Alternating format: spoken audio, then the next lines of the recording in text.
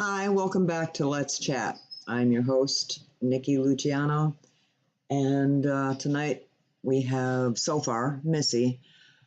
Um, I think tonight we're going to start talking about the trip that we took last weekend. We've got so much to cover. It's going to take tonight and Sunday on the Supernatural Sunday podcast, which is going to be pre-recorded on Saturday and then just put up on Sunday. So, as many of you know, we took a trip to Stevens Point, Wisconsin. We also went through a little town called, what was the name of that town? Huh? Plover, Linwood. Plover and Linwood. Yeah. And it was quite an interesting area of Wisconsin, let me tell you. If you've ever heard horror stories about Wisconsin and its people, yeah, this is where the stories come from. I think tourists kind of cut through these three cities to get to their destination, and they're like, don't go to Wisconsin. Let me tell you, it's crazy. Now I know where all the serial killers in the state originated from. We first went to Stevens Point, which was okay. It wasn't bad. It's a bigger city. That's where we stayed in our hotel. Yeah, and that's where the bridge was too. The hotel was nice. Well, I ended up with a suite because, as many of you heard, I ended up in Bob Marley's hotel room. And I couldn't stand the smell, so I needed a different room. And other than that, the hotel was nice. I liked it. What did you guys think? Mm-hmm. Everybody's so enthusiastic today. Yeah. Could have been better, could have been worse. Yeah. I think I'd like to start telling, first of all, how urban legends are created. I don't know if many of you remember the telephone game where, like, I'll tell Missy that there was this guy, he worked at a railroad, he worked on the railroad. And one day a train came by and hit him and cut off his toes. Well, she could turn around and tell Destiny, oh my God, there was a guy working on the railroad and the train came by and cut off his feet. And then she turns around and tells Mason, oh my God, this guy got his legs cut off, and that's how stories build up. And that's what we went out looking for. We wanted to debunk some of the urban legends that are here in this particular area of Wisconsin. So, that being said, what was our first stop? Our first stop was the bridge. Some of you might have seen it. I posted some video footage of going to Bloody Bride Bridge. And it was pretty good there. I mean, we got a lot of hits on the EMF and on EVP. And the flashlights were answering, intelligently. So I thought that to be. I think the park where they got married is where we had a lot of. I mean, we all screamed at one point being. Well, I didn't even get to that part yet. That part was really. That whole night was intense. We didn't get any video footage of that part, but we'll get into that. I'm a scaredy cat, I guess you could say, when it comes to bridges. I don't even like driving over bridges with water. I have this deep-seated fear of going into the water and dying. And I think it stems back to when I was a little girl and we lived on the east side of Milwaukee, and they had these bridges that would raise for the boats to come through. Well, when I was a kid, I just was scared to death of going over these bridges, and I would dream that we'd be going across the bridge and the part that goes up actually collapsed down into the water and we drowned. So ever since then, bridges have been a big thing for me. I stay away from them whenever possible. So for me to actually walk out onto this bridge was a major milestone in my life. I'm kind of like a cat in a room full of rocking chairs. It just freaked me the hell out. But anyway, so then we went to the park right around the corner where they held their reception. There's a building there that's like a community center type thing. And we waited until the retirement party, or what was it, a reunion? Reunion. Oh, it was a family reunion. We waited until that party was over and it was nice and dark outside. And I wanted to go there just to see if, any of the spirits from Bloody Bride Bridge or whatever were there. Yeah, it was hours after everybody left. The whole place is closed down, locked down. The park was actually closed. We weren't even supposed to be there. So if you're listening, anybody in authority, I didn't do it. We were at the part we could be at. Yeah, we were on the access road. Yeah, we weren't actually into the gated area. We were on an access road for the city workers to park their city trucks. So anyway, we're sitting there and I thought, you know what? I'm going to pull out the SLS camera, which is, I don't know if any of you have seen those ghost hunting shows where they use this camera and it shows up as green stick figures. And that's supposed to be the spirit activity. I used that and we were getting a few hits. And we started flashing a flashlight into, the area where the hall was. Well, because we saw like movement out there. Yeah. She was using the SLS camera. Yeah, and I was trying to figure out where the figure was in conjunction to like where the building was. Yeah. So we used Mason's flashlight to kind of line up the flashlight beam to where the stick figure thing was. Now, mind you, I made sure that there wasn't even a city worker there. There were no vehicles anywhere, nobody in the building. The building was pitch black. Nobody was there at all. And we were shining the flashlight, and all of a sudden something flashed a light back at us, and we thought, maybe there was a groundskeeper outside at night, but it was up in a tree. Yeah, it was way too high to be. And it went from a ball of light, probably the size of a softball, into probably the size of a small ranch house. That's how big the light got. It was a quick burst of light. Yeah. And Desi and I saw it. We're like, did you see that? Because it took us by surprise. Like we weren't expecting that to happen. Yeah. And little things were happening before that. Yeah. And then was it before or after that with the hand? That was after. The hand was after. Yeah. So that's what I was about to get to. So we're sitting there. Now, mind you, we've got the obelisk going that you can hear what the spirits are saying. We've got apps going on our phone, ghost hunting apps. And we've got the EMF detectors going. And I'm just sitting there watching with my SLS camera. The window is probably open, 4 inches? Because maybe 4, okay. 3, 4. Because it was a hot summer night. And it was real buggy out, so we didn't want all the bugs in the And it was very balmy. Missy had her air conditioning going on the Suburban that we were sitting in. And Missy was the driver. I was the front seat passenger. I was riding shotgun. Mason was sitting behind Missy, behind the driver, and Destiny was sitting behind me. So I wasn't smoking a cigarette. Nobody was smoking. All of a sudden, I see gray in the shape of a hand reach in the window, and I don't know if it was going for my face or if it was going for my throat, but it reached way in and came at me, and I freaked out and screamed and rolled up the window. Well, not even a minute later. Yeah, maybe 15, 20 seconds later. Yeah.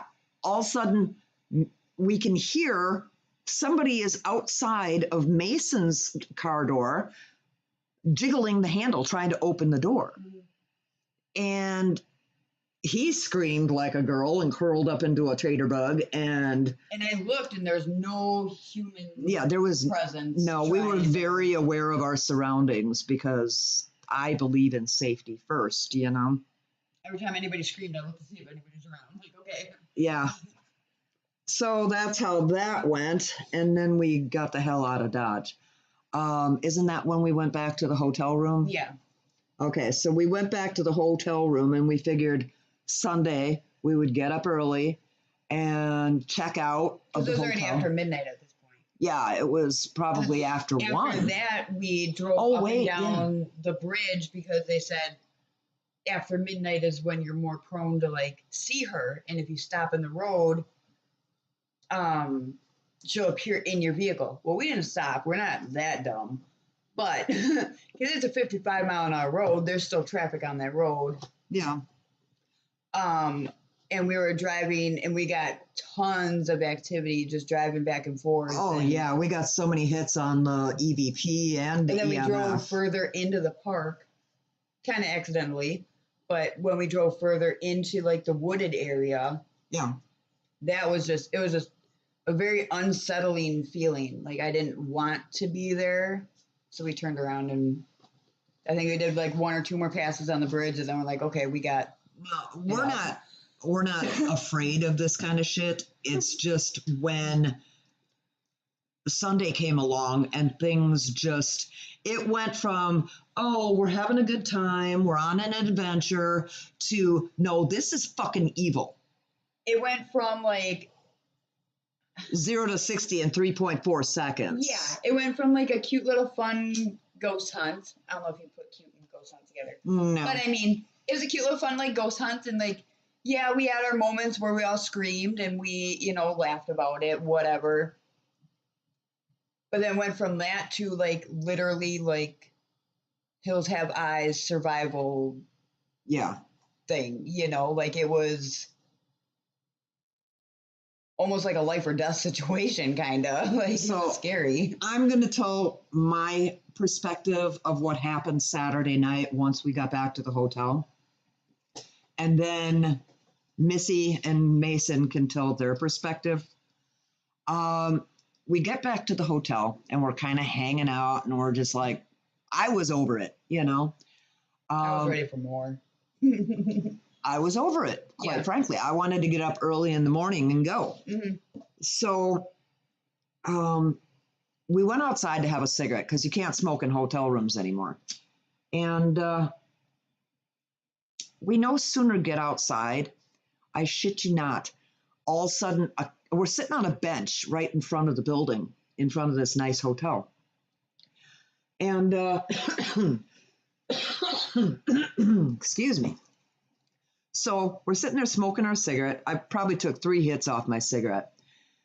I see a cop car pull in. Well, you were starting to go through like the video. Oh, yeah, I was watching the video footage because that's what I'm all about. Mm-hmm. I want to see if we missed anything with the naked eye and if it would appear on the video.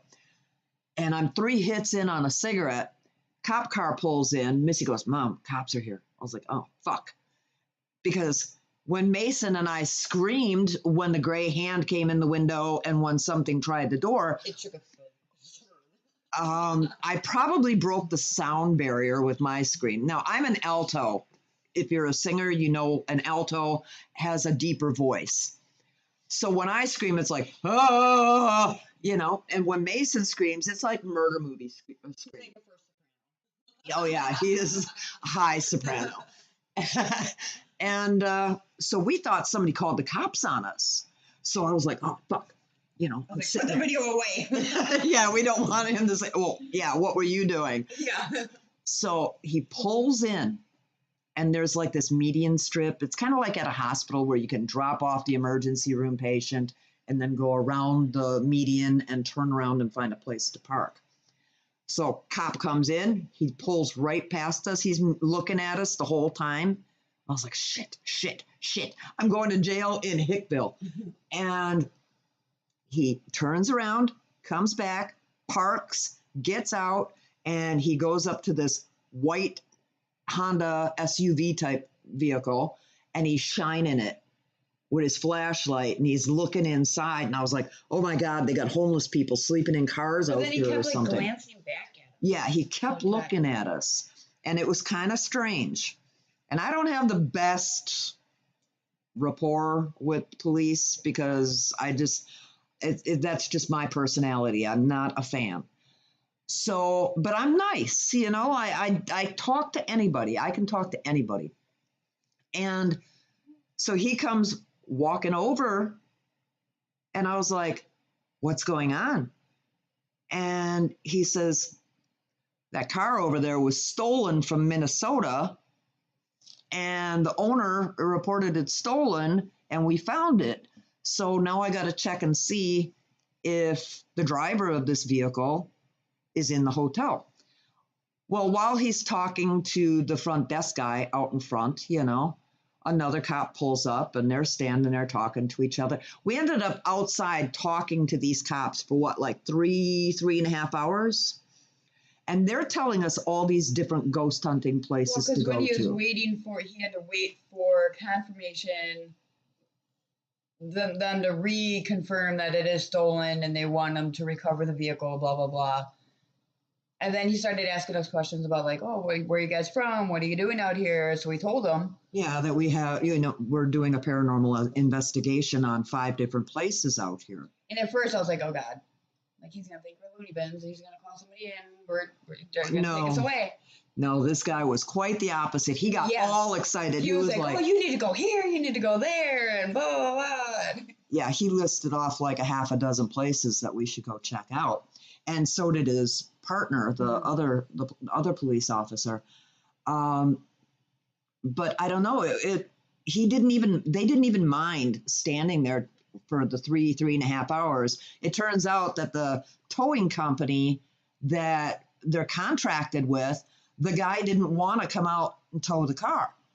And I was like, well, that's pretty shitty. It sounds like you need to contract another company. He goes, nah, he probably just was drinking tonight and didn't feel like, coming out. And I thought, wow, that's a pretty cool cop that he could, just let it go at that. Well, he had to wait for dispatch to call out another tow truck company. So they just stood there. I kept offering him my seat, but he just stood there for like 3.5 hours talking to us about all the haunted locations in the area. And so after we were all done talking and everything, we went back upstairs. I hung out for a few minutes in, their rooms. And then I went upstairs to my suite on the 3rd floor. Now, I didn't have a problem with the place. It didn't seem like a place where you had to worry about anything. And there was a wedding going on that night and some kind of a sports event where the sports team was staying in the hotel also. So I go up to my suite, I lock my door, I put the chair in front of my door because I'm that person. And I get my stuff together and I go in to take a shower. Not a problem. I didn't have any problems in my room that night. I started packing stuff for the next day so that I wouldn't have a ton to do in the morning. I was up until 4 o'clock doing that. And then I went outside and met up with the guy at the hotel desk, the front desk, and we sat outside for almost till 5 o'clock in the morning and just talking. I go back up to my room, no problems. I fall asleep. I get up at 8 o'clock in the morning and I start getting ready. By 8:30, I'm outside having a cigarette. What time was it that we made contact the next morning? Sunday morning. 10:30. They tell me that how many times, I'm going to let you guys tell that story about how you had several people knocking on your frickin' door in the middle of the night. Well, it was that morning, and that's because they changed the policy from noon checkout to 11. No, not that yet. We're talking about the guy. Yeah, the guy who was not working there. Yeah. who was trying our door. I never saw who it was, but you know, it's just a couple times where somebody was trying the door. So Yeah, sticking Well, their key card in the door. He Yeah. knocked on the door and then tried his key card and then tried the door. And then when I went to the door, he was just staring into the peephole. Mhm. And then he would walk away. Yeah. I found that to be a little creepy. Well, then, and the thing is, Destiny is really anal about reservations and, Everything. schedules and everything. I mean, she's really OCD. So when she made the hotel reservations, she checked the website and it said checkout was at noon. Well, 11:25, there's a knock on the door and they're like, "Are you checking out today?" And we were like, "Yeah." And she's like, "Well, checkout was at 11." I was like, "Ah, frick," So I said, "Okay, give us a few minutes. We'll be out." She said, "Take your time. Don't worry about it." I said, "Well, you ought to update your website because it says that checkout's at noon." She's like, "Yeah, these are new summer hours, whatever, not a big deal." So we hurried around, I was already packed and downstairs by the kids' rooms. And so I sat When the lady downstairs. came to the door, Mason was in the shower. Yeah, Mason was naked and afraid. Yeah, we're supposed to just walk out. But yeah, we hurried up and got our stuff and got out of there. What's the first place we went to after that? Boy Scout. I'll let you tell it from your perspective, Missy and Mason.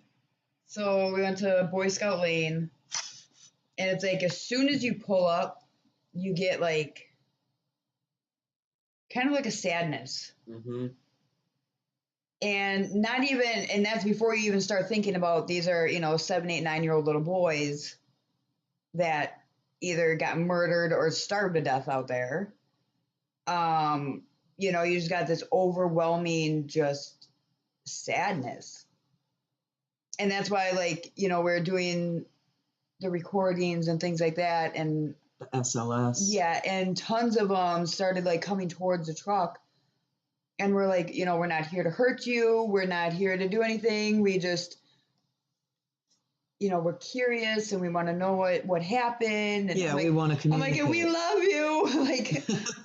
It's just sad because there's no, what did their families do? There's no open file of no, but everybody missing in person town knows reports. about it. Yeah, every single person knows Now, about this it. used to be over 1,000 acres of wooded area. And the Boy Scouts of America Owned bought it. that land because they were going to make a camp, whatever they were going to build there. Yeah. So that's why it's still called Boy Scout Lane, is because the Boy Scouts still, I think they still own part of it. And now, they see, don't? the cops warned us that you could go down the road there at Boy Scout Trail or Boy Scout Lane or whatever it's called, but you cannot go down. There's 2 driveways and it's privately owned land. And it's marked, private property. Yeah, it had a sign that says, "Smile, you're on camera." Yep.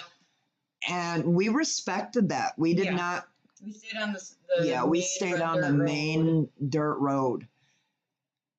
And we would go, and then all of a sudden, all our meters are spiking, and it's saying things like lonely and hungry, and then we had French fries in the front seat, and it said share. Well, because you said, I have friends Desi that- said the story about how they starved to death, Yeah, and then you're like, "Oh, I have French fries," and then it said share. yeah.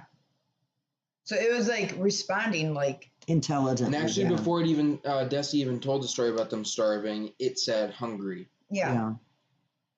And it And also feed me. kept saying Mhm. hunted and hunter. Yeah, the whole weekend those words are coming up a lot. So that makes me wonder if, because my suspicion is it was either the bus driver or the scoutmaster they kept or the saying, both of them. They kept saying meter and And because my Working. mom asked who did this to you, and it kept saying working. worker and meter, and I've got all the words that it My said. phone deleted them. Oh, did it? All of Boy Scout Lane got deleted on my phone. Well, hopefully Mason gets he's going to take everything that we got, all the video, all the photos, and put it into a video Yeah. and share it Saturday or Sunday for our Supernatural Sunday. And then you guys can see how crazy it was. And then it's funny too because we were in a suburban. Yeah. And then it said suburb. Suburb. Yeah. I know, but we were out in the middle of the woods. Yeah. So I was like, okay, maybe they're trying to say suburban, but Yeah, that could be. because they were saying like butterfly. Yeah, it said butterfly, and then like 2 minutes later, this huge butterfly went flying past the windshield. Yeah, it was just, and then it kept telling us to go, like when we're on Boy Scout Lane, it kept telling us to go to like the restaurant. Well, one point in time on Boy Scout Lane, what the hell was it? It said radio. Oh yeah. And so, and the thing is, Missy had her radio station set to 106.1, Yeah. which down here, we're in, you know, southeastern Wisconsin. Down here, that's a country music station that everybody country listens to. But at Stevens Point, up it in doesn't work. Stevens Point, it doesn't work. It's one of those static. between stations. It wasn't even. It wouldn't even like pick up in between. It Yeah, was just, like, it was all just dead static. air and static. So when the EVP meter said radio, Mason goes, turn on your radio. And then he goes, but wait, they better not talk to me through that radio. So I said, oh, might as well see what would happen. And we turned it on, and all of a sudden this song came on clear as day. Yeah, like it was Crystal an clear. everyday radio station. Wild Mountain Honey. Yeah, Something like Wild that, Mountain like- Honey from like the the early 70s. 70s. And then it was playing all these songs from the early 70s, and that's when this supposedly transpired. Yeah, like 50s, 60s. Oh, area okay. is when it Yeah. happened. But It was just really weird. And then, but if we pull up, the music would go dead. yeah, And then we pull up a little bit more, and then it'd finish off that song, and it'd go to another song. And it's not even like there's songs that would have fit on like the same radio station. There were like all these different genres of music that was playing Mhm. that it wouldn't have fit on just like one. Like it went from like country to, I guess you would call it pop back then. I don't even know how to describe it. And then, Well, one of the songs was Seasons in the Sun. I haven't heard that since 1973 or 74, right in that area, you know. Just really weird. And it was just such an eerie vibe. And we were all in our feelings. it kind of like took you back in time, kind of. Like you could put yourself Yeah, in that time frame. yeah. And you're just like, well, this is kind of creepy. So then we went to leave, and I didn't say anything to Missy, but I'm going to say it now because I was eerily creeped out by it. We went to leave, and we're pulling out, and I could see the hesitation in Missy. She wasn't even doing a mile an hour. It wasn't No, it's even not. registering. Well, and I had the app up, Yeah. and it kept spiking up red. And it said, don't leave. Yeah. And then I got really sad. I'm like, don't leave, scared, lonely. Yeah. help me. Yeah. and like the mom and me came out, and I got like really sad. And I'm like, okay, I'm stuck Well, here me forever. too, because sorry. I've got, 7, 8-year-old grandchildren, Yeah. and I'm picturing them going off on this, scouting adventure. And wait, Mason, stop waving bye-bye to the grandkids. Your viewers can meet them. Yeah. They make their own judgment. they are an acquired taste. So, I mean, she just kept what do you want to call it? Not coasting, Just but like inching, like real. yeah, it was And a then- real hesitant departure. Yeah. Let's put it And that then way. mine spiked up red again, and I'm like, okay, like Yeah. tell me one more thing, and then we're gonna say our goodbyes, then we can go. How about when, because I had the SLS camera going, and I was like, I saw in different parts of the woods, we could see there were spirits in the woods, the stick figure spirits. So I was like, can you come closer to the vehicle? Dude walked right over to the vehicle. And then we asked him to wave. Yeah, and I said, could you wave and we'll wave back? He waved right away. Yeah. It was like an intelligent response. And then Mom made us wave, and I'm like, wait, there's security cameras everywhere. We're just waving to a tree in the woods. You know what, though? I really don't give a flying fart in the wind what anybody thinks. I was just kind of giggling because I'm like, could you imagine if you saw that on your security camera? Somebody just pulls up and up to a tree, and they're just like, hi. You're like, who the F is in my woods? I'm moving. I'm done. Yeah, I know. People are coming and waving at my tree. So where did we go when we left there? Well, we wanted to find We just turned the corner. And then that's when I stopped because the detector was going off. Okay. And then it just kept going. Well, I looked in my side mirror, and I'm like, wait, there's a road back there. Oh, it says Cemetery Road. Oh, stupid white people in the horror movie. Let's go down this road that leads into the woods. Yeah. So we go down Cemetery Road, and we can see it's not quite chicken wire, but it's a wire fence, and it's around this small cemetery. Now, there's one house to the left. Way to the left. There's a big field with tall grass between us and this house. And I really didn't pay attention because I wasn't there to do any harm. It was like almost a football field away. Yeah. It was pretty. Yeah. It was a hike. But there was no other houses around. I don't know what was down that one driveway. Down that one driveway. That's probably where Texas Chainsaw Massacre guy comes and cuts you up into bits and pieces and makes you into chili. Yeah. So. Right? I'm not chili. Not human chili. No. I just don't tell me. So we get out of the vehicle. Destiny is already out of the vehicle, and she's taking pictures of how many headstones were there? Well, there was that one big one that had maybe 5 on 10. it. Yeah. Well, because we were driving through and we saw, down that one, we'll call it Murder Lane. Yeah. It's Chili Lane. It's, it said like private property, do not enter, whatever. So we didn't. And then for the one house that was like a football field away, it said private property, do not enter. So we didn't. We just turned around. And Desi said, well, this isn't a public road. Why can't we just stop here? Yeah. Because there were signs up saying you couldn't go into the cemetery. Yeah. So we're like, well, Desi was like, well, we can just pull off to the side and we can get out without going in. Yeah, we just wanted to get out and read the posted sign that was on the wire fence. And it talks about the guy that was buried there. His name is Calvin Blood. And that there's been a lot of vandalism by teenagers there.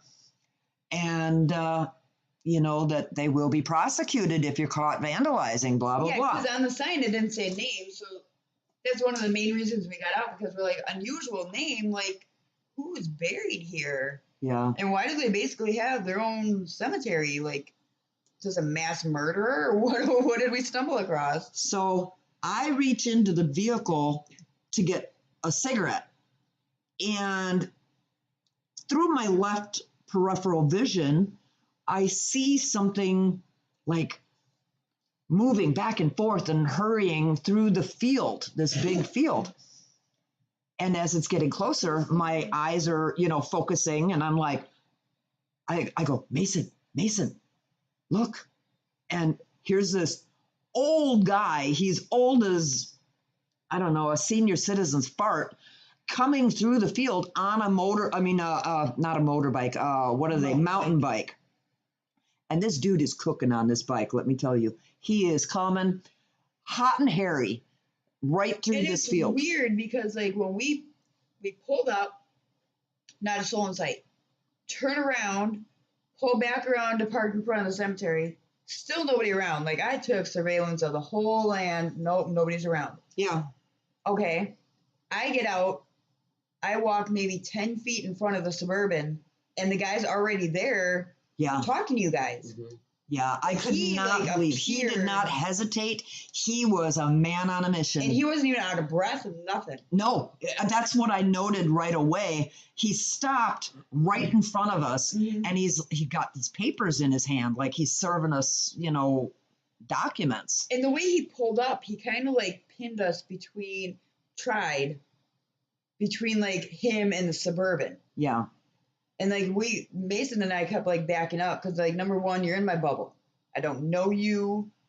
So we like would back up a little bit, and then he'd like kind of inch forward on his bike, and then yeah. And weird vibes. right away he started talking clear as day.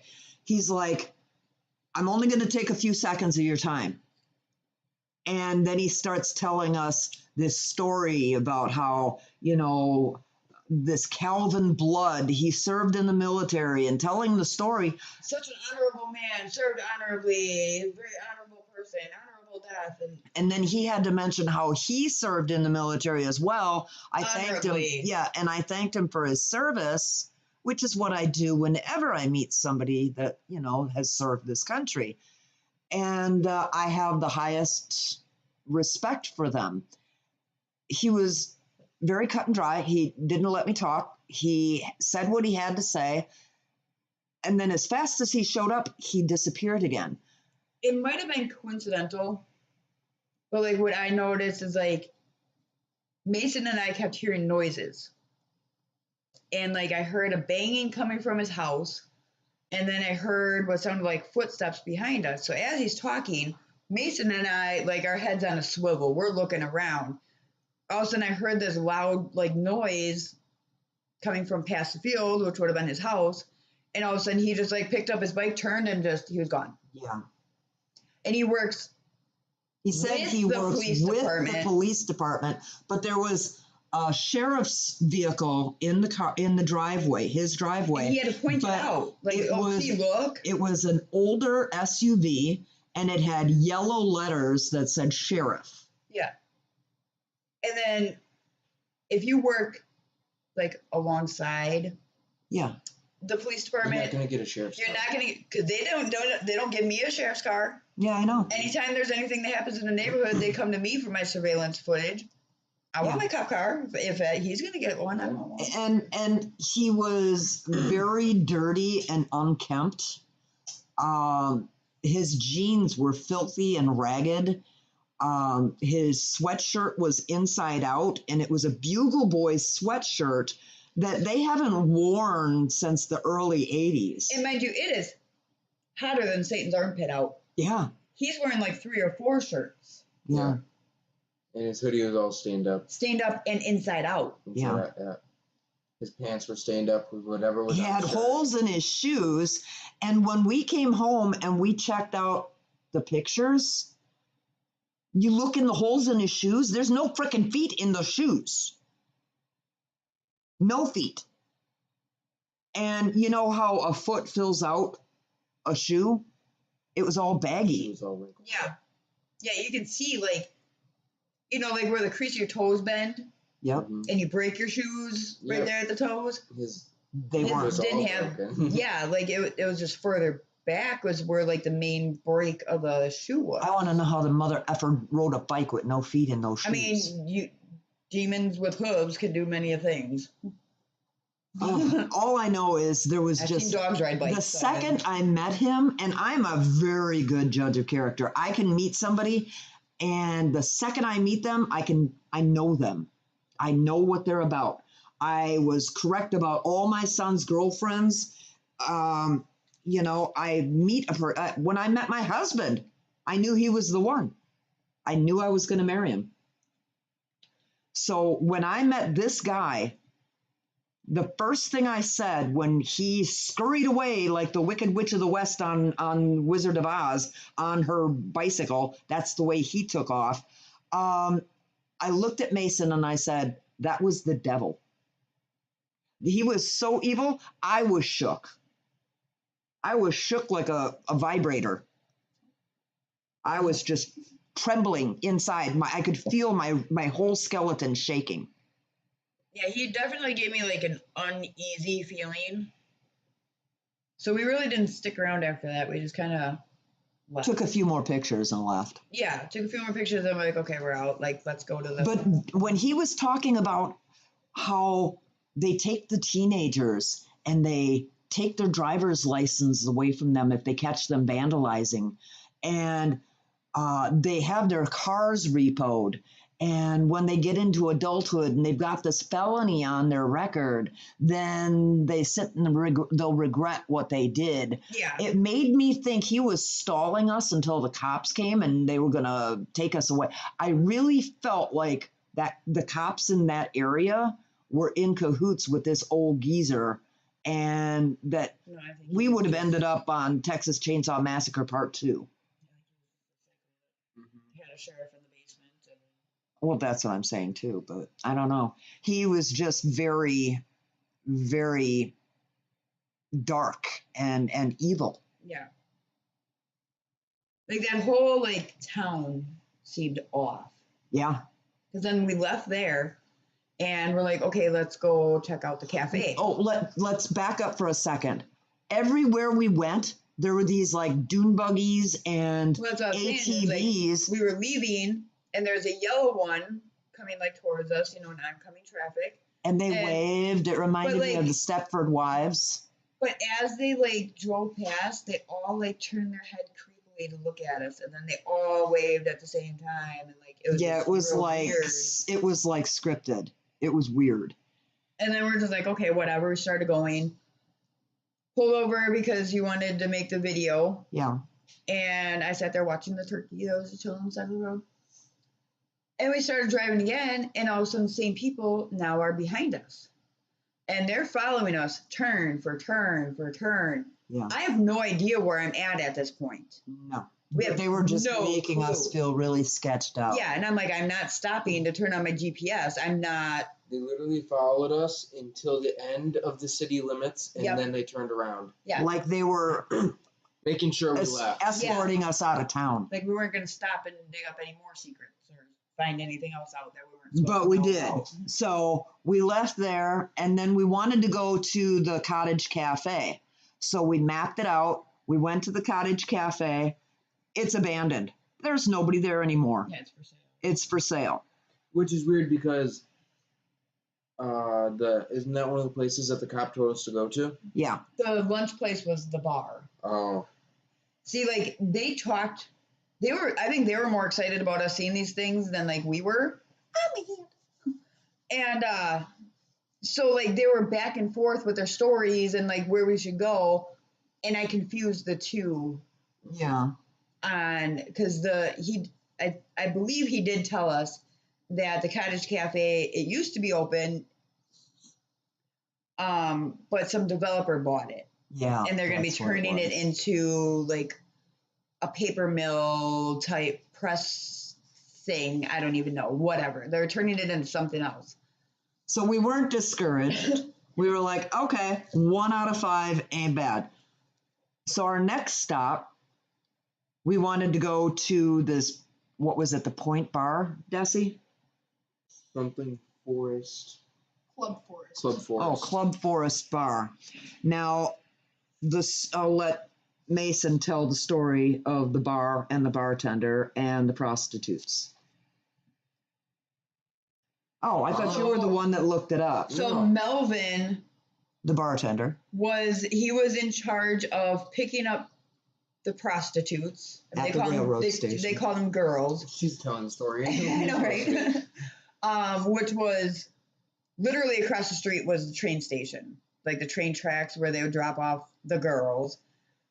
Melvin would bring them back. There was several like brothel houses set up in like the field behind the bar, and there's one original brothel house still up and standing.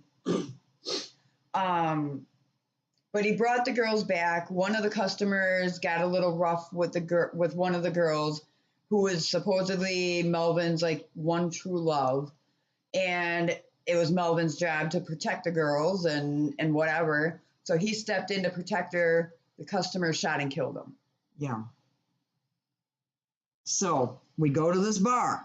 And if according to the cops, if you are able to go down in the basement, there's still they're collapsed now, but you can still see partially into the tunnel where like Al Capone and all them would do their businesses. And it was an underground tunnel to the Yeah. different cabins where the girls were kept. Yep.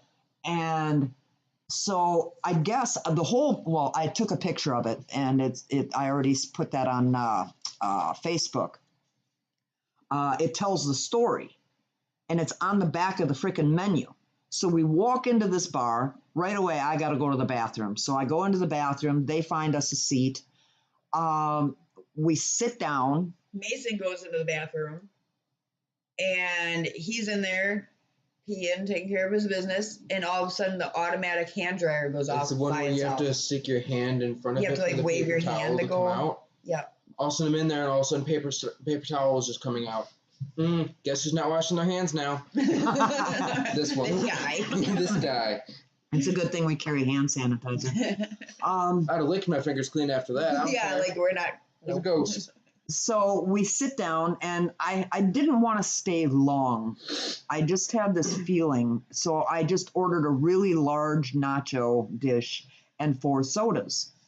The waitress comes over, and she's sweet as pie. Sweet as Yeah, pie. Sweet little young girl. Yeah, she probably was maybe 20, Yeah. 19, 20. Sweetest little thing.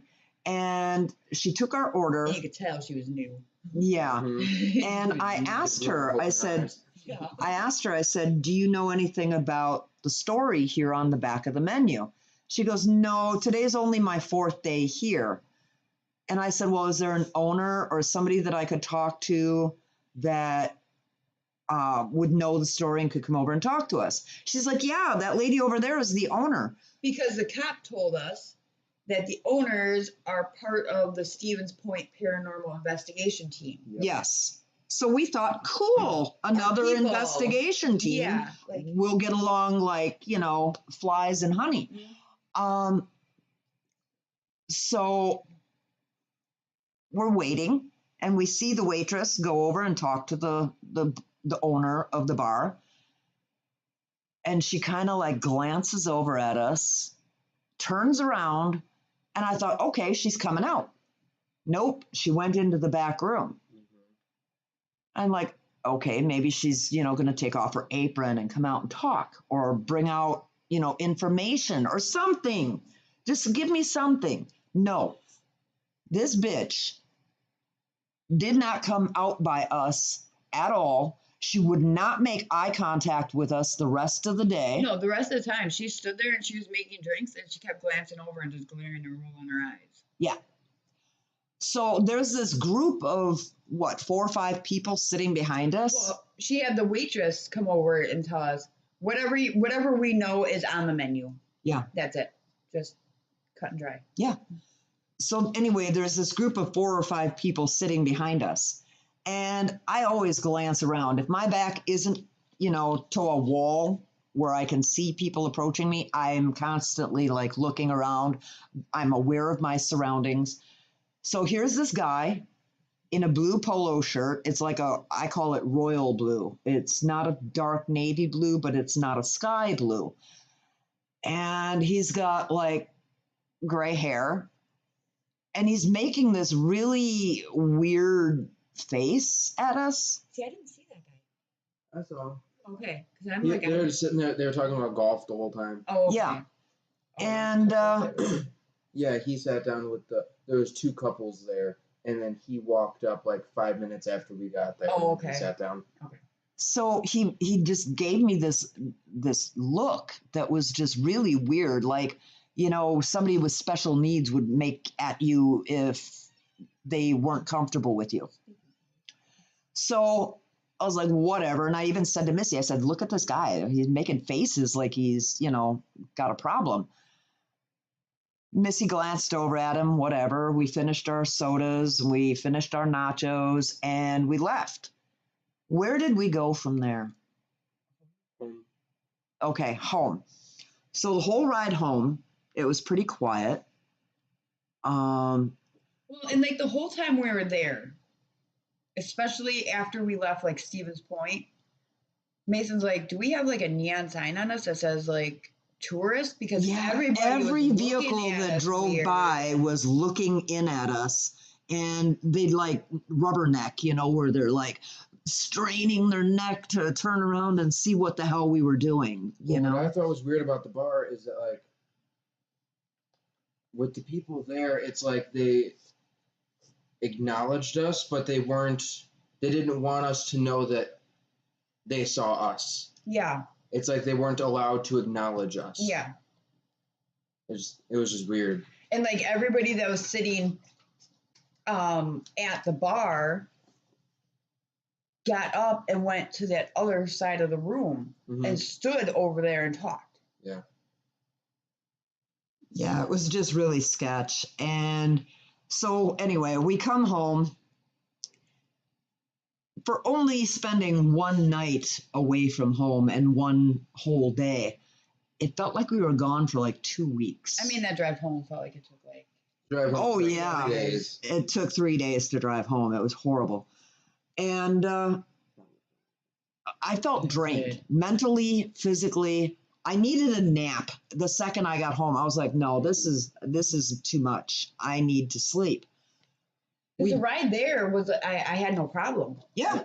It was like 2.5 hours, but I swear it was like 45 minutes, maybe. Yeah. But the ride home, I was like, oh my God. And we even stopped at one place and I'm like, okay, Mason, you know, kidding around. I'm like, your turn to drive. Yeah. And I'm done. I can't do it. So anyway, we get home, we hang out for a little bit, and then Missy leaves, and I tell her to text me when she gets home. That's just the mom I am. I need them to confirm that they got home safely. Me doesn't even do it, and she's DoorDash. Yeah. So I'm sitting here, and for some reason, I got right onto the videos and stuff, and I was re-watching them and looking at the pictures. By this time at night, it was probably about midnight, 1 o'clock. Everybody was sleeping in the house. The dogs were sleeping, the cats were sleeping, the people were sleeping. Not a creature was stirring, not even a mouse. I have an open staircase and in a bi-level home. So I've got 7 stairs going downstairs from the front door into the family room.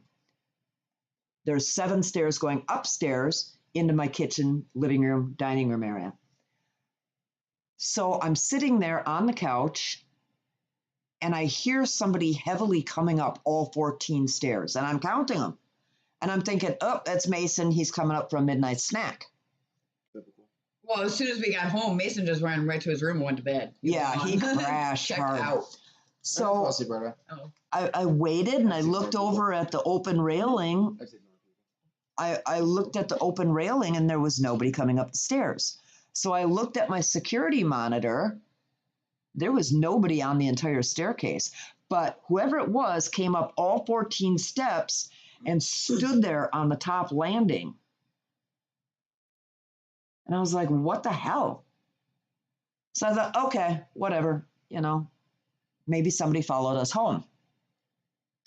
I go to sleep that night and it's hard for me to fall asleep because I can sense that somebody is really close, really up in my business, in my bubble where I don't allow people or spirits to be. You're in my bubble. So the next morning, I get up and I go about my day. Mason and Desi get up and they went for coffee. I get up 6 in the morning for school. Yeah, well. Then school got canceled. Yeah, and then school got canceled. That was a good thing. That was God saying, take a nap. just nap. So anyway, it was in the afternoon. Mason and Desi went for coffee. My husband and my son, my other son, Tony, were off at work. I'm home alone, the way I like to be. It lets me get my thoughts straight. And I had the front door open, but I've got a security storm door. But since Mason and Destiny left, it wasn't locked. Now, I'm up in the kitchen at the kitchen sink. I can see out the window and I've got a horseshoe shaped driveway. I'm looking off to the right and I'm watching, just enjoying God's creation, all the trees and the birds and the chirping. And I see a butterfly and I'm like kind of zoned out. All of a sudden, scared the hell out of me. Somebody's at my front door and they're like, and it's a guy, a man's voice, and it's a deep voice. All I hear is, hello, hello, hello. And then pounding on my door like a freaking cop. I was like, what in the... What? I said, sorry, headphone users. Yeah, sorry, headphone users. I just had to show you how he is knocking. But without thinking, because I'm a concealed carry permit holder, without thinking, I run down the stairs and I go to the door and I'm like, can I help you? And he was like mumbling something about COVID, being affected by COVID. I don't know if he was saying he was affected by COVID or were you affected by COVID, but he's in the area and he's going around all the neighbors and seeing if they need a handyman. And I'm like, I come from a family of construction workers. I have 8 kids. And he goes, yeah, I see that. And I was like, it wasn't clicking in my head. I just wanted him to go away. He was wearing sunglasses, a royal blue polo shirt, and jeans. And I was like, there was no company name on his shirt.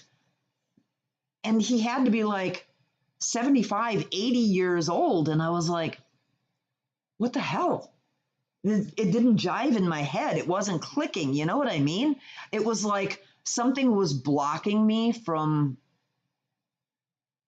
thinking the way I normally think. I try to analyze things and it wouldn't happen. It wasn't happening. And out of the blue, he starts like, wait, and his face was right up in my door, through the security storm door. And it's got a screen on it so I could talk to him. The whole time he was like right up in the door. All of a sudden he just backs up. Sorry, that's my husband being reminded of his pills. He backs up, jumps in the air several times, and he's waving real animated like, and he's like, he starts laughing. He goes, bye, thank you. And then he runs like a leprechaun down my frickin' driveway to the left. And I open the door and I watch. He gets into this, it's either a real dark navy blue or a black 2-door vehicle. And it's old and it's crappy looking.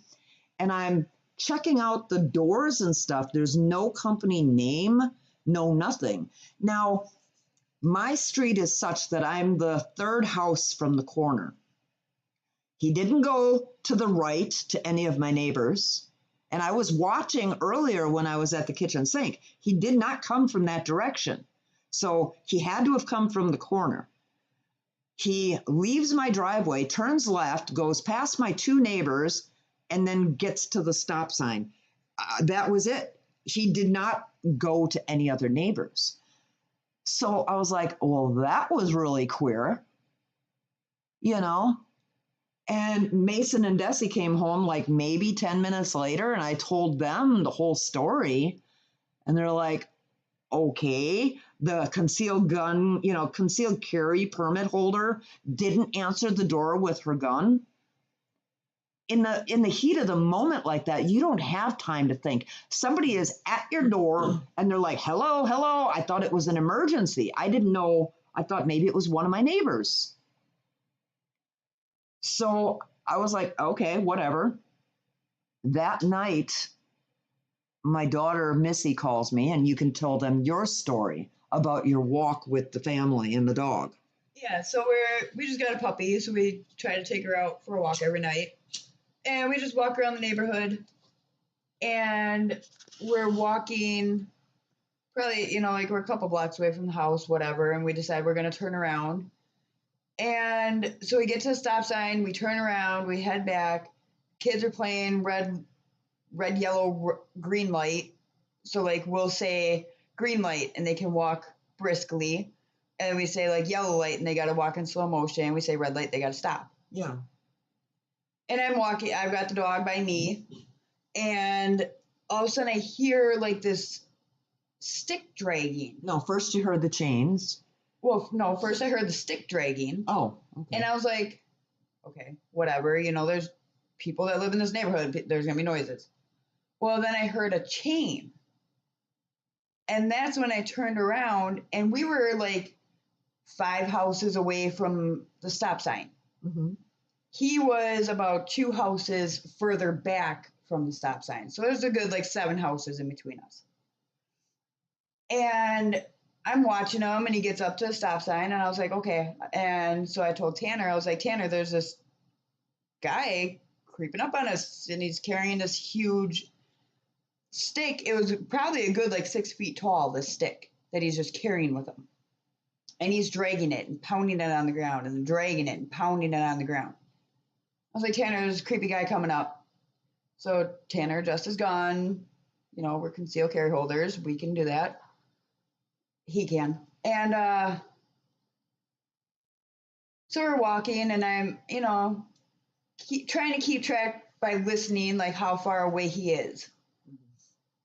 And, you know, I look back, he was just crossing the street. So it's good, you know, like 5 houses between us still. I hear the dragging and pounding, dragging and pounding. And then all of a sudden I didn't hear it. So I was like, okay, maybe he turned. Maybe he lives at one of these houses. I turn around and I kid you not, he is 1 house between us now. I said, Tanner. So we pushed the kids into somebody's yard and I pulled the dog up into the grass because I'm not going to have anybody falsely accuse my dog of doing anything. And he comes by and he's dragging a stick and he's just, nothing English is coming out of his mouth. Nothing. Yeah. And even Tanner like looked at him weird and, you know, like told the kids like, stay back. He's like, just let the gentleman through. Well, we have Lyric in the stroller. He bends down all creepily and then waves just with his fingers. And and then he keeps walking. And we're like, okay. And the whole time that he's walking, the puppy is growling. Yeah. She is between my legs, ready at any moment to get this guy. She has never once shown any like growling, nothing. I mean, you met her. She's a vegetable head. I'm not a big fan. I mean, everybody has a right to their own opinion on dogs. Pit bulls scare the shit out of me. I have a German Shepherd. My daughter and my son have German Shepherds. I don't have a problem with that. For some reason, I don't know if I fell into the hype, but pit bulls scare me. So when I met Missy's dog, who's 15, 16 weeks old, 16. It was very a hesitant greeting. I watched her. I let her slowly get near me and Well, you said warm up to me. You can bring her over. Yeah. Because I kept my distance. You don't like the breed, whatever. Yeah. So I cut my distance, and because I'm not here to make anybody uncomfortable. Don't send me hate mail because I don't hate pit bulls. I am afraid of them, and I am cautious. That's it. She's not a pit bull. She's an American bully, which I mean, it's a pit bull. It's a pit bull. Pit bull bulldog mix. Yeah. Anyway. And so I felt more comfortable with this guy walking in front of me. Yeah. You know, like, at least I can see you. I know what you're doing at all times. And the kids are still, you know, doing their red light, green light thing, whatever. I'm working on, you know, making sure that Luna's not pulling me because she's going to get to 120 pounds. I'm going to be a kite. So we're all doing our thing. And Maverick went into somebody's yard because he saw a flower and he wanted to bring me a flower. And I went Maverick, and Tanner turned around to see what Maverick was doing and see if I needed help, like corralling kids, whatever. That quickly, the guy disappeared. There was nowhere to turn. We were still on like a straight road. He didn't live in any of the houses that were there. Yeah. And Well, describe him. That was creepy enough, where he has a bandana around his head and he's got scraggly yeah, gray he was hair. wearing and, something on his head. He had this long, scraggly beard. He was almost 6 feet tall. And he was wearing like, you could tell he was wearing like tons of layers of clothes. And I don't know, he had like some kind of jacket on. And mind you, it's still like 80 some degrees outside. yeah. And he had that 6 foot tall stick. Plus he had this other thing in his hand too, but it was dark out. It was like 10:30 at night. So you can't really see, and I'm not going to just like shine him with a flashlight. But it was either another like smaller stick or it was like a knife. Yeah. And he kept like clanking it against the big stick. But then when he walked past, he didn't have no chains on. Yeah. There was no chain noise. There was no chains anywhere. It was just real creepy. And like, you know, I got Maverick by me and I was like, Tanner, where'd he go? He goes, I don't know. I lost him. He disappeared. And I was like, okay. So we're on edge the whole walk home, you know. Yeah, like, when they got home, Tanner went around and locked all the doors and the windows. well, he went and did a walk around the whole property first. Yeah, did to a make sweep sure- of the outside Yeah, and to then make sure did a there's sweep nobody of the there. inside of the house. Because Delilah was like, what happens if he's knocking on our door? What happens if he's knocking on our door? And I didn't know about your story Yeah. at the time. Yeah. And she's like, what if he's pounding on the door and he's, you know, trying to get in our house? Yeah. And we're like, no, we're fine. You know, like we got security cameras. I can check them, whatever, you know, like trying to calm her down. Yeah. She's only 7. And meanwhile, I'm not going to tell her I'm thinking the same exact things. Like, you know, he could be anywhere at this point. Well, what I find ironic is the guy that came to my door here at the house was wearing a royal blue polo shirt, but no company name on it. The guy at the bar that was making the weird, stupid faces was wearing the same blue polo shirt. The Guy on the bike was wearing layers of shirts and he looked homeless.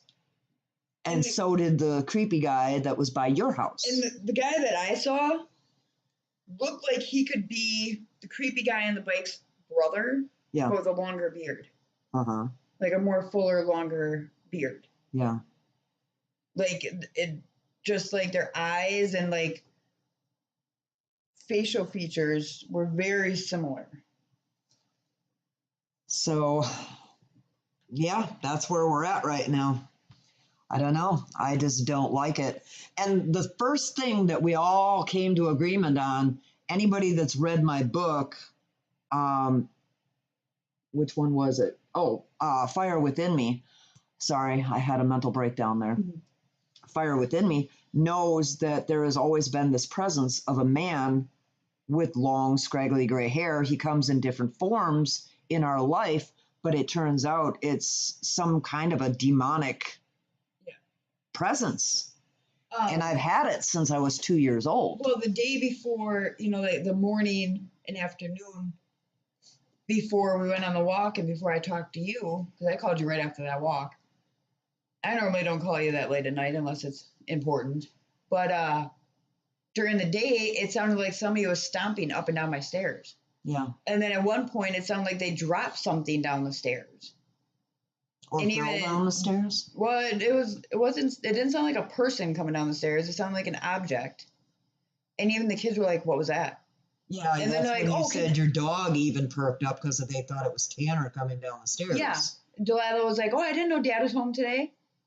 He's not. He's at work. Yeah.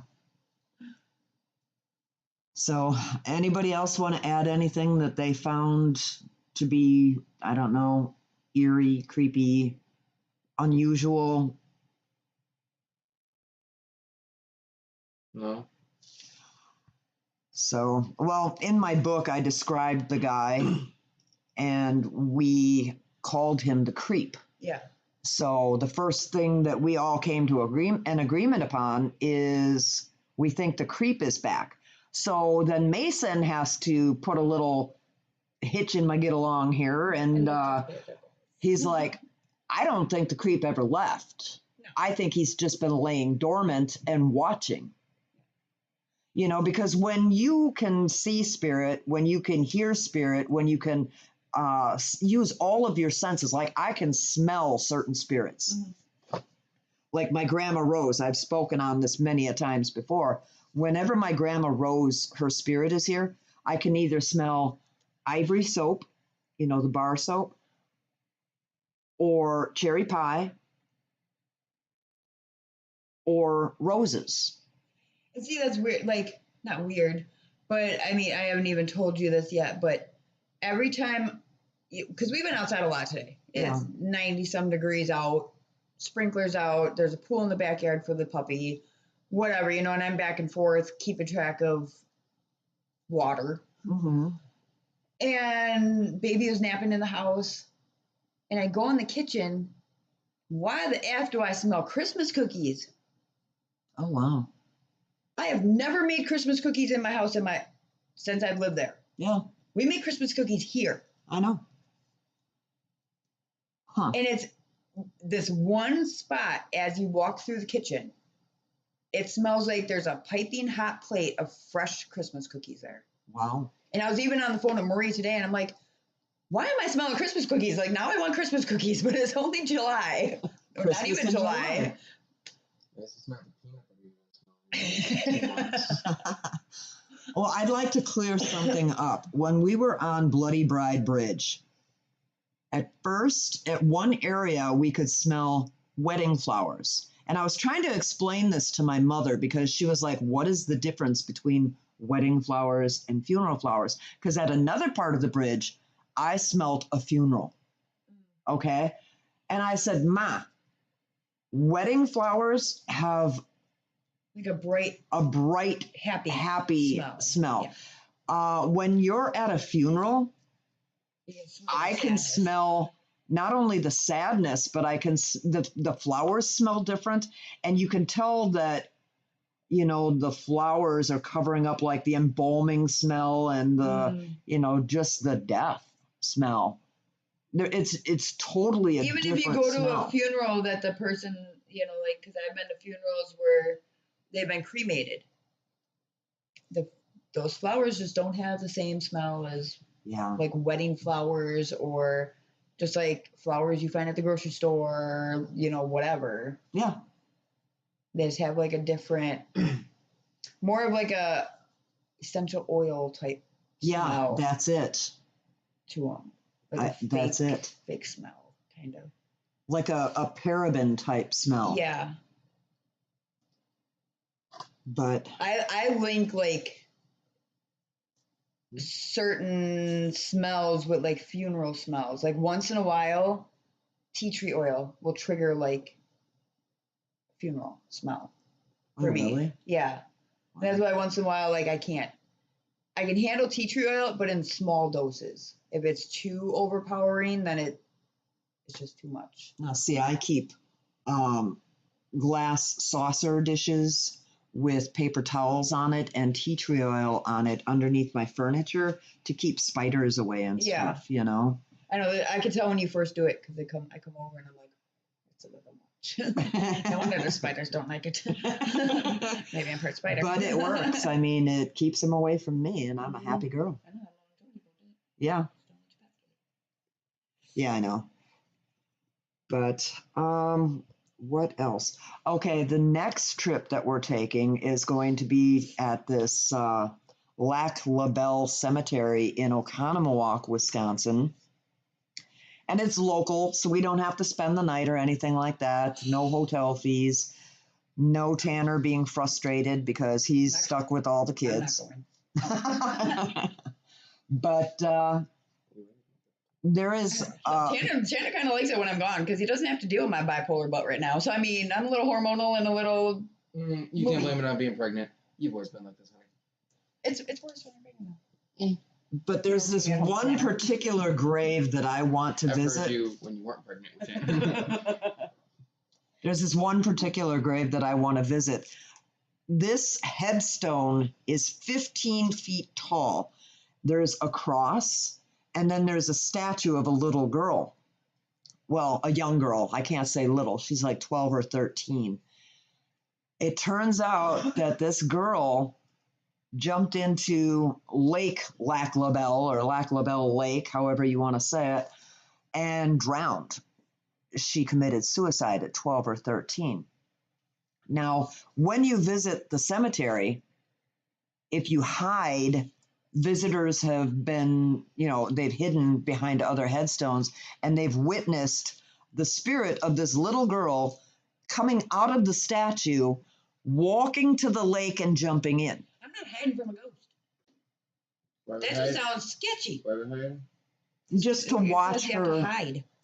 just to watch That would the be pretty fun to spirit. play hide and seek with the ghost. I ain't hiding by myself. Oh, true. I and do I'm not- dead too. Yeah. So I don't even anyways, play hide and seek here in our yard by myself. I have to have a partner. This yard is really creepy though. Don't ask me why I was on a roof. I was drunk. Never mind. anyways, so this, I guess the statue bleeds from the hands. The hands actually bleed. Oh, speaking of bleeding, we're gonna go back to our trip. We didn't put two and two Oh, yeah. together. The cops warned us. No, the hotel desk clerk warned us that. And like I said, the stories were all back and forth, and there was just so much going on. And for some reason, I just couldn't concentrate on anything. And he was talking about like one place that he went, and he had a bleeding tree.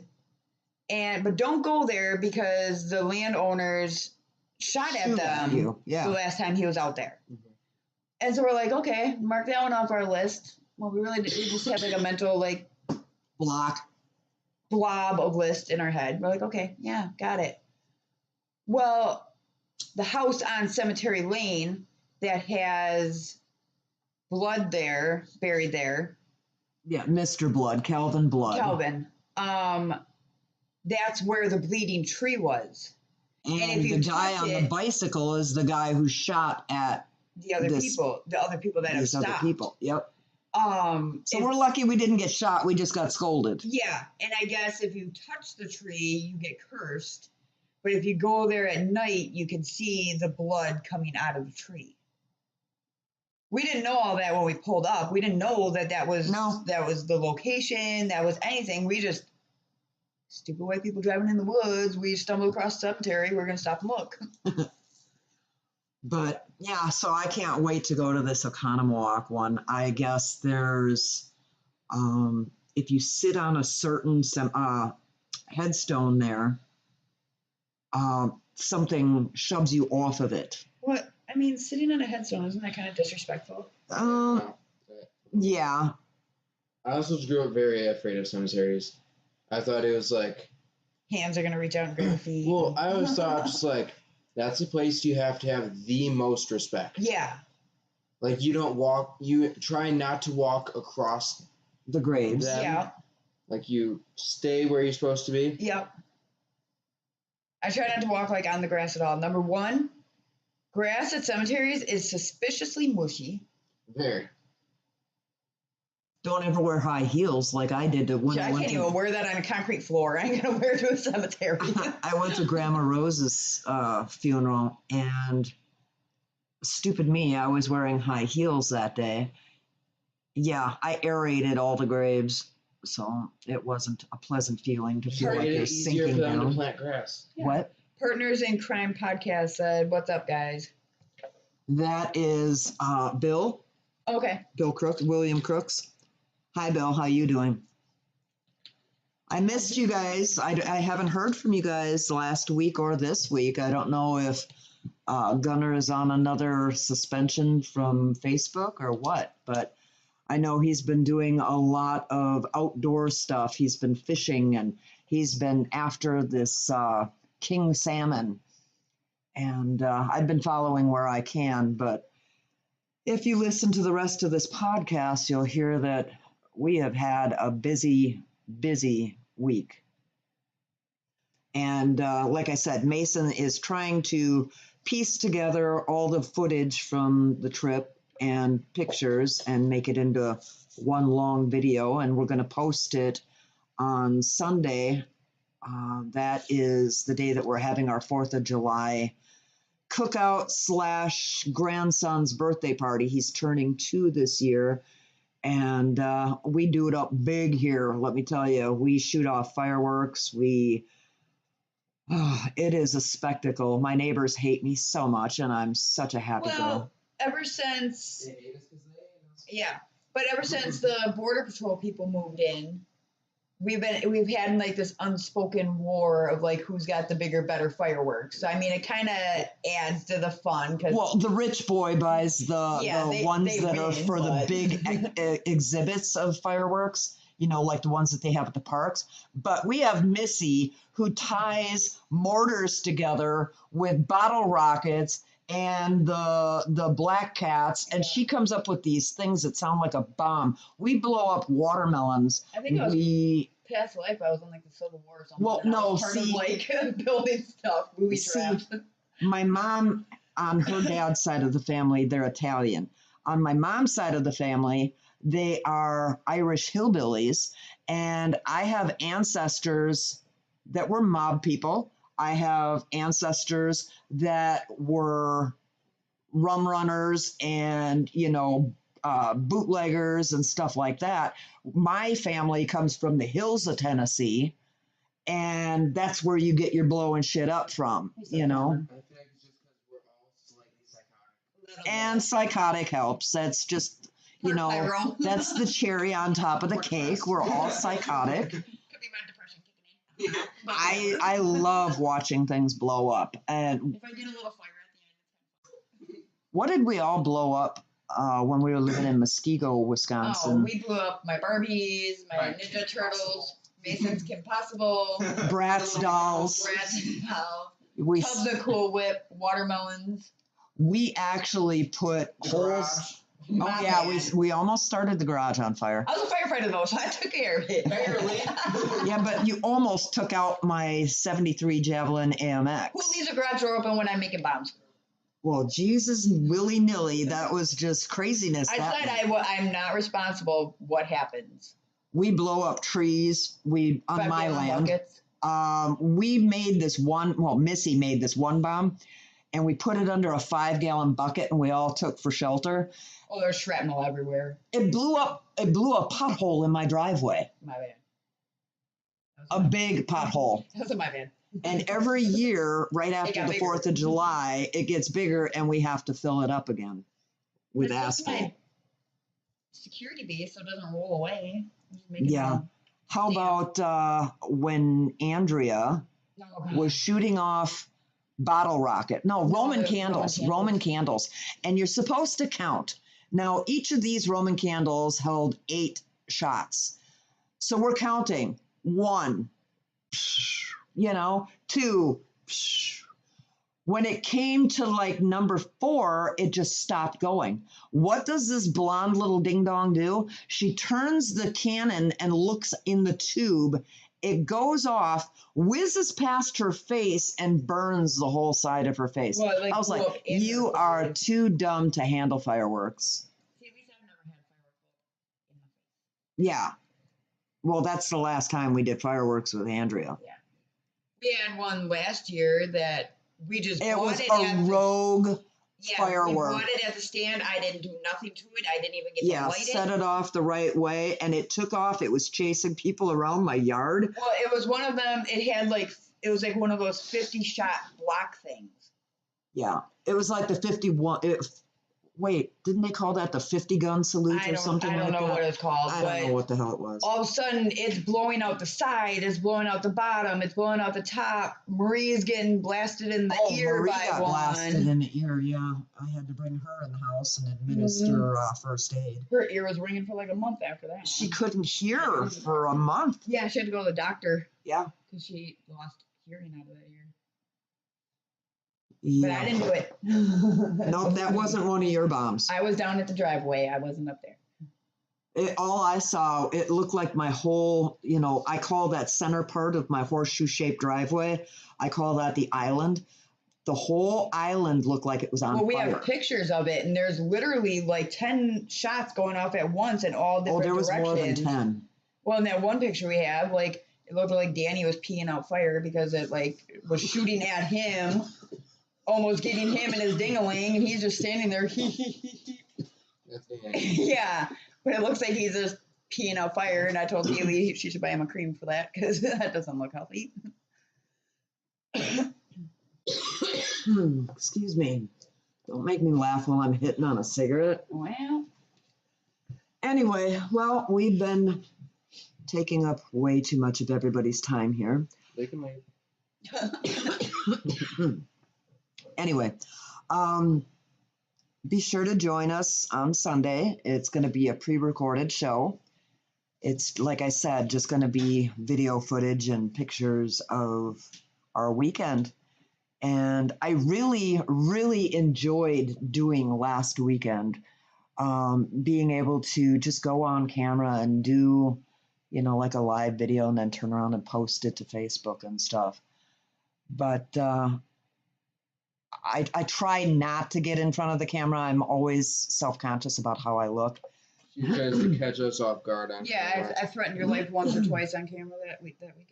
Yeah, well, I'm 59 years old. I've had 8 kids. I have 14 grandchildren. And I mean, my money could go to plastic surgery, but I'd rather do things with and for the family, I am what I am, and I'm not comfortable with my appearance. So that's why I kind of don't do live podcasts where, yeah, I stick y'all on camera. You're pretty. I literally just got done telling you I don't want to be on camera because I forgot my makeup at home. And what you do? Say bye. Well, She Mason takes- can block it out if you want. I'll lure you like you're in the FBI, Thank you. in the witness protection program. That'd be cool. But yeah, so I don't know. It's gonna take me a while to work my way into this. Kind of like meeting pit bulls for me, I got to do it slowly. And you're really not missing much by not seeing my face while we're doing these podcasts. Yeah. Well, I don't have any makeup on. I got my hair pulled back. I have my makeup on that I had on since yesterday morning. You're welcome. You're gonna break out. I only wear eye makeup. Okay, you're gonna have eye pimples. Ugh. Yeah. Is there such a creature? I don't know. We'll find out soon. Next week on the Keep podcast. me posted if it's true. We'll put one of those time-lapse We'll have cameras to on put it on Missy's Supernatural eyelids. Sunday. Anywho, I don't know. Don't I'm think too just hard. really into this whole idea of going on location and doing these, I like the truth. I know, right? Like, I've got, say, 17 more weeks left before I have a baby. Yeah. So I don't want to that's be home on the weekends. 17 weekends that we can go to local That's really places, I know, right? Hello? What? Yes, 17 more weekends we got to go do. Yeah. I just said, I do Get not to- want to be home on the Get to weekends. making the itineraries. Yeah. So, I know not a ton of people watch my posts, my podcast. But for those of you that do, if you like the live podcasts where we go on location on field trips, leave us comments. If you watch the post at all, the podcast at all, leave us a comment. Tell us if you liked what you've seen or heard. If you don't like what we're talking about, there's a nice way of, gently saying, Being like, yeah, good job, guys. Not my cup of tea this week, but I'll catch you next week. yeah, amen. Amen. And, we can change things up. If you want to see something in particular, us go check something out that's in Wisconsin, we'll go do it, Right now, I can't travel out of state. I have too many things going on. I've got too many car projects going on. And Missy is pregnant and due in 17 weeks. So, I can travel. but Just not well, on airplanes. you're a high risk pregnancy, so you can't just. I have a doctor's appointment like every week. They give me the go ahead. It's during the week. Anyway, Yeah. so let us know, let us know if you like the pictures that you saw on Facebook of the trip or the videos. Okay. If you didn't like them, tell me what you didn't like. Do it discreetly. Do it in a Respectable manner. respectful way. You come at me the wrong way and I'm coming back. Or even look at the pictures and see if you see something that we missed. Yeah. Sometimes it takes a fresh set of eyes to see, like, oh, did you guys see, the demon hovering above your head? No, it didn't. There's been many times we've done that where we're like, looking back through the pictures and we're like, oh my God, there was somebody standing behind us. Yeah, I've had quite a few of those where I was like, holy shit, why didn't I notice that? But all right. Well, we are going to sign off for tonight. Mia's and what? Mia's watching. Oh, Mia's watching. Hi, Bye.